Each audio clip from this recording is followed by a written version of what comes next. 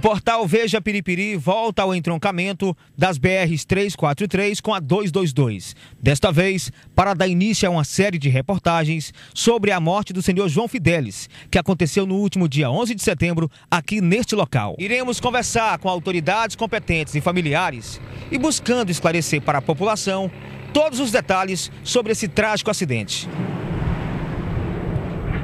Nossa reportagem agora está aqui no posto da Polícia Rodoviária Federal de Piripiri e vamos conversar com o inspetor Nilton Maia, que no dia do acidente que vitimou o senhor João Fidelis, foi a primeira autoridade a chegar no local. Inspetor, gostaria que você descrevesse para nós nesse momento o que aconteceu logo que você chegou ao local. Eu recebi um telefonema de uma pessoa do bairro Petecas dizendo que havia um acidente naquele local e tinha uma vítima fatal. Imediatamente me desloquei junto com outro colega, o Vanderlan, até o local e verificamos. Quando chegamos lá, verificamos já na rótula ali que vai dar acesso a Parnaíba, uma moto caída, um cidadão já sem vida e um veículo L200 preto estacionado bem próximo, né?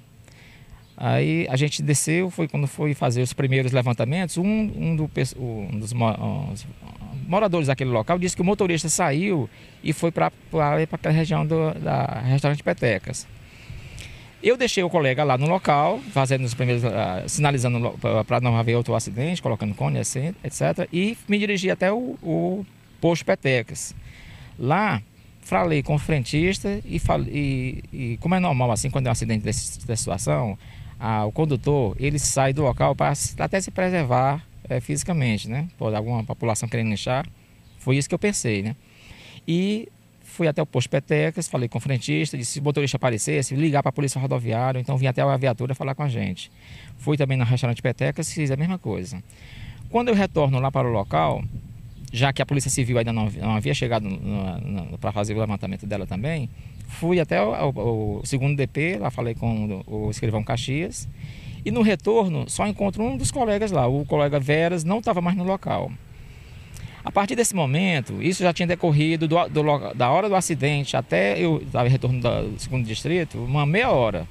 Quando eu cheguei no local, eu vi uma senhora próxima ao veículo, né? Perguntei se ela era passageira, ela disse que sim. Estava com o joelho até um pouco machucado.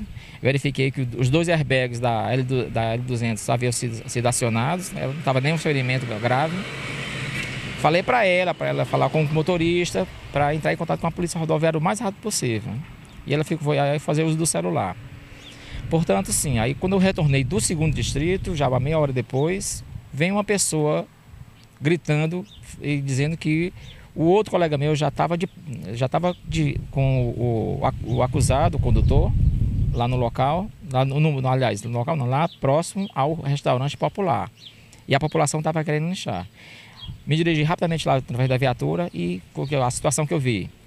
Um rapaz, né, em aparente estado de embriaguez, falando alto, e a população em cima dele querendo linchá-lo.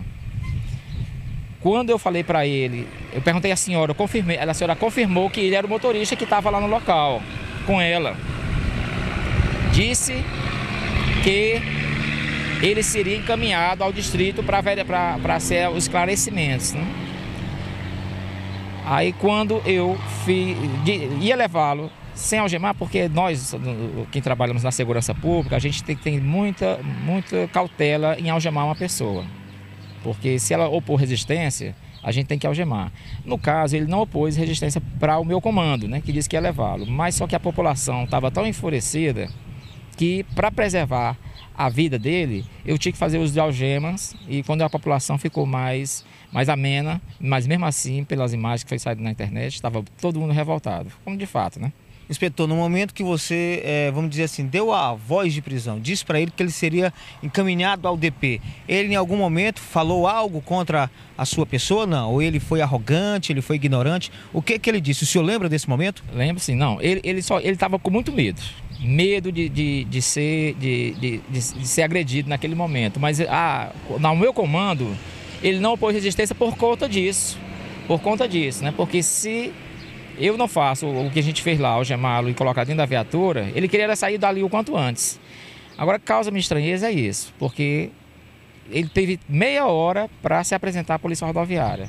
E segundo relatos da proprietária do bar, do restaurante popular, ele entrou lá como se fosse um cliente comum e tomou uma dose de uísque com gelo e logo a seguir outra dose de uísque com gelo. Ele dizia alguma coisa nesse momento, segundo a dona do bar? A atendente me confidenciou que ele, sem falar nada para sem que ninguém perguntasse nada para ele, ele disse a seguinte frase: morreu, tá morto. Eu estava lá e o rapaz veio bater em mim. Aí ela não entendeu nada com isso. Logo a seguir é que ela foi ver que ele era o motorista que a gente estava localizando, procurando. Inspetor Newton Maia, no momento que o senhor colocou na viatura, já algemada, a população ali em cima da viatura da Polícia Rodoviária Federal, ele disse algo contra vocês dentro da viatura? Ele desacatou a autoridade? Pois exatamente. Isso aí fez constar no nosso termo circunstancial de embriaguez. Porque o nosso termo circunstancial de embriaguez vem dizendo se ele tem olhos vermelhos, arrogante, voz embargada. Ele estava muito arrogante, falando palavrão, inclusive até foi deselegante verbalmente com o colega Veras, mandando ele umas palavras que não vale a pena falar aqui, e dizendo que era filho de um coronel, que a gente ia se ver, que eu ia pagar por isso, que não era isso. Aí ele disse que não era o condutor, era uma outra pessoa que era o condutor. Mas a todo momento, muito arrogante mesmo. Inspetor Newton Maia, o senhor encaminhou até o DP e lá ele prestou depoimento ao delegado regional. E o seu depoimento, o que o senhor disse para a polícia? Olha, o que eu vou falar é o seguinte, é que quando a gente chegou lá, não viu o condutor, né? Aí foi até bem criterioso. A gente tem que ter uma testemunha dizendo que viu ele descer do veículo. Foram quando duas pessoas se prontificaram a fazer, que disseram que viu o Ivan Carlos Carvalho Panic, esse que é o nome dele, nome completo, porque até o momento a gente não tinha nome sequer dele, não tinha nenhum documento, não tinha nem como autuar, porque não sabia o nome dele. Em algum momento ele disse ter outro nome, não? Só disse que não era Ivan Panic, inicialmente. Ivan Panic. A gente colocou o nome Ivan Panic no sistema, não deu ninguém.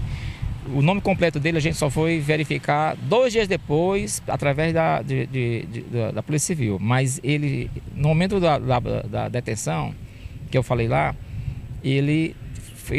a minha não opôs resistência. Ele estava com medo de sair daquele local. Mas duas testemunhas disseram que viu ele saindo, inclusive com uma garrafa de cerveja, derramou o restante do líquido da cerveja e jogou bem próximo ao veículo que ele vinha conduzindo. No depoimento à polícia, o senhor relatou que ele tinha um forte odor de cerveja, de bebida alcoólica? Com certeza, assim, foi dito isso, que ele estava com esse odor de embriaguez, que esse fato também está no nosso termo circunstancial de embriaguez, porque quando foi levado o nosso bafômetro para ele fazer o teste, ele se recusou a fazer o teste. Disse que não soprava de jeito nenhum. Falei para ele: rapaz, se você não está embriagado, vai dar 0,0 ou vai dar menos que isso e você vai... É uma prova a seu favor que você não está embriagado. Mas ele, mesmo assim, ele não quis soprar. No momento que o senhor deixou no distrito policial, era mais ou menos por volta de que horas? 9 horas. Foi 9 horas da manhã. O acidente foi 7h20. A gente encontrou ele por volta de 8 e pouquinho. E até passar aquela confusão toda, né, da prisão, a gente levou ele para 9 horas. Estava só um policial civil no local. Foi quando eu chamei aqui o posto para deixar uma guarnição da Polícia Militar no 2º distrito, porque eu não imaginava que o caso ia ter aquela repercussão. Até altas horas da noite, a população querendo depredar lá o estabelecimento lá do 2º DP para fazer justiça com as próprias mãos. Esse é o inspetor Newton Maia, que foi o primeiro a chegar da Polícia Rodoviária Federal no local do acidente que vitimou o senhor João Fidelis. Ele estava ao lado do Vanderlan Cunha Melo e também do Daniel Veras Mara e ainda do Etevaldo de Souza.